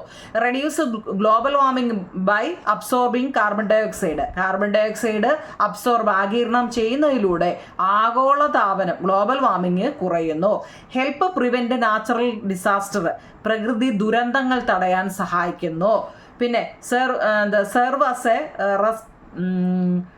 റെപ്പോസിറ്ററി ഓഫ് ബയോഡൈവേഴ്സിറ്റി, അതായത് ജൈവ വൈവിധ്യത്തിൻ്റെ കലവറയായിട്ട് വർദ്ധിക്കുന്നു. നിങ്ങൾക്ക് ഇഷ്ടമുള്ള ഏതെങ്കിലും ഒരു 4 എണ്ണം പഠിച്ചു വെച്ചേക്കണം കേട്ടോ. നമ്മുടെ ജീവലോകത്തിന് സസ്യങ്ങൾ നമുക്ക് എന്തെല്ലാം തരുന്നുണ്ടെന്ന്. അതുപോലെ തന്നെ നമ്മുടെ ഇതെല്ലാം ടെസ്റ്റിലെ ആ ലാസ്റ്റ് പടങ്ങളിൽ കൊടുത്തിട്ടുള്ളതാണ് കേട്ടോ. Give examples for economically important resources obtained from plant. സസ്യങ്ങളിൽ നിന്നും ലഭിക്കുന്നതും സാമ്പത്തിക പ്രാധാന്യമുള്ളതുമായ വിഭവങ്ങൾക്ക് ഉദാഹരണങ്ങൾ. സസ്യങ്ങളിൽ നിന്നും കിട്ടുകൊണ്ട് സാമ്പത്തികപരമായിട്ട് നമുക്ക് പ്രയോജനം ഉണ്ടെങ്കിൽ അതെന്താണ്? നമുക്ക് മെഡിസിൻസുകളൊക്കെ അല്ലേ, അതായത് തുളസി, അലോവേര, ഇതൊക്കെ എന്താണ്? മെഡിസിനുകളായിട്ട് ഉപയോഗിച്ചിട്ട് നമുക്ക് വരുമാനമുള്ളതാണ് അല്ലേ. അതുപോലെ തന്നെ എന്താ ബിവറേജ് എന്ന് ഉപയോഗിക്കുന്നത് പാനീയങ്ങൾക്കാണ് കേട്ടോ. Beverages like coffee and tea കാപ്പി, തേയില എന്നിവയൊക്കെ എന്താണ് ഉണ്ട്. പിന്നെ ബയോ പെസ്റ്റിസൈഡ്, അതായത് നീം, ഗാർലിക്കും ഒക്കെ, വേപ്പും വെളുത്തുള്ളി പോലെയുള്ള ജൈവ കീടനാശിനികൾ. മതി, 3 മതി. ചോദ്യം എന്താണ്? സസ്യങ്ങളിൽ നിന്ന് ലഭിക്കുന്നതും നമുക്ക് സാമ്പത്തികമായിട്ട് പ്രാധാന്യമുള്ളതുമായ വിഭവങ്ങളാണ് ഇപ്പോൾ ഈ പറഞ്ഞത്. മെഡിസിനായിട്ട് എടുക്കുമ്പോൾ നമുക്ക് സാമ്പത്തികം ഉണ്ടല്ലേ, ബിവറേജുകൾ, പാനീയങ്ങൾ അല്ലേ, അതുപോലെ ബയോ പെസ്റ്റിസൈഡുകൾ എന്ന് വെച്ചാൽ ജൈവ കീടനാശിനികൾ. ഇതെല്ലാം എന്താണ് സസ്യങ്ങളിൽ നിന്ന് ലഭിക്കുന്നതാണ് കേട്ടോ. ഓക്കെ ആണല്ലോ. ഒരെണ്ണം കൊണ്ടുണ്ട് കുഞ്ഞുങ്ങളെ. 40ാമത്തെ ചോദ്യം, what is the ecological importance for mangrove forest? ടെസ്റ്റിൽ കൊടുത്തിട്ടുണ്ട്. മാൻഗ്രൂവ് ഫോറസ്റ്റിന്റെ പടം കൊടുത്തിട്ടുണ്ട്. കണ്ടൽ കാടുകൾ അല്ലേ, അത് പരിസ്ഥിതിയുടെ പ്രാധാന്യം എന്തെല്ലാമാണ്? കണ്ടൽ കാടുകളുടെ പരിസ്ഥിതിയുടെ പ്രാധാന്യം എന്ന് വെച്ചാൽ they are repository of biodiversity, ജൈവ വൈവിധ്യത്തിന്റെ കലവറ തന്നെയാണ്. They are a sources of fish wealth, മത്സ്യസമ്പത്തിന്റെ ഉറവിടമാണ്. They protect the soil of coastal areas, തീരപ്രദേശത്തിന്റെ മണ്ണ് സംരക്ഷകരാണ്. ആരാണ്? കണ്ടൽ കാടുകളെ കുറിച്ച് കേട്ടോ, മാൻഗ്രൂവ് ഫോറസ്റ്റ് കേട്ടോ. അതുപോലെ who is the air light environmental activities who made us aware of the ecological importance of mangrove forest? കണ്ടൽ കാടുകളുടെ പാരിസ്ഥിതിക പ്രാധാന്യത്തെക്കുറിച്ച് നമ്മെ ബോധ്യപ്പെടുത്തിയ കേരളീയനായ ഒരു പരിസ്ഥിതി പ്രവർത്തനാണ് കല്ലേൽ പോക്കുടൻ എന്ന് പറയുന്നത് കേട്ടോ. നമ്മുടെ ടെസ്റ്റിൽ ആ പേര് കൊടുത്തിട്ടുണ്ട്. പിന്നെ നിങ്ങളോട് ചിലപ്പോൾ ഒരു മാർക്കിന് എന്താണ് ഈ ആൽഗ എന്ന് ചോദിച്ചു കഴിഞ്ഞാൽ കേട്ടോ, ആൽഗ എന്നാൽ അല്ലെ ആൽഗകൾ എന്നാൽ എന്താന്ന് വെച്ചാൽ algae are the group of unicellular or multi cellular organism ആണ്. Algae and the blue green algae which are a prokaryote obtain nutrients through photosynthesis. ഏകകോശം അല്ലെങ്കിൽ ബഹുകോശ ജീവികളുടെ കൂട്ടത്തെയാണ് ആൽഗകൾ എന്ന് പറയുന്നത്.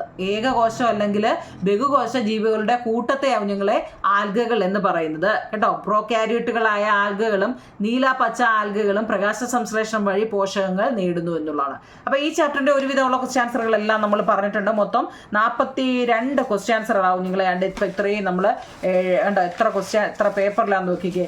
ഓക്കെ, ഇത്രയും എഴുതിയിട്ടുണ്ട്. അപ്പം നിങ്ങൾ ഇത് വൃത്തിയായിട്ട് എഴുതിയെടുക്കുക. വൃത്തിയായിട്ട് എഴുതിയെടുത്തതിന് ശേഷം ഇരുന്ന് പഠിക്കുക. എന്തെങ്കിലുമൊക്കെ ഡൗട്ട് ഉണ്ടെങ്കിൽ കമൻറ്റിൽ ചോദിക്കുക. പാഠം 1ാമത്തെ മൊത്തം ഇട്ടിട്ടുണ്ട്. ലെറ്റേഴ്സസ് വേണ്ടുന്നവർ ചോദിക്കുക. നമ്മുടെ മാത്സിൻ്റെ എല്ലാ നോട്ടുകളുണ്ട്. ഏതെങ്കിലും ഡൗട്ട് ഉണ്ടെങ്കിൽ കമൻറ്റ് ചോദിക്കുക കേട്ടോ. എല്ലാം വൃത്തിയായിട്ട് എഴുതിയെടുക്കുക. ഓക്കെ നിങ്ങളെ, താങ്ക് യു.